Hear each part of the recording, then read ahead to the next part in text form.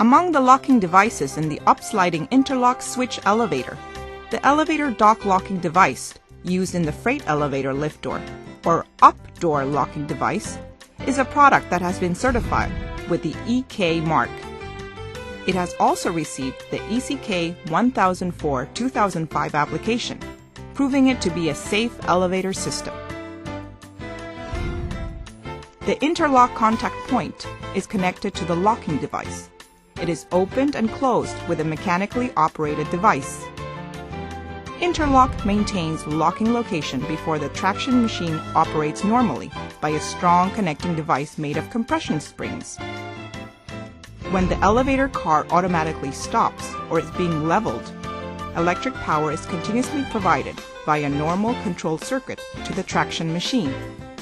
However, the elevator door opens only when the elevator car comes to a full stop and is leveled completely. Switch to a better and safer elevator.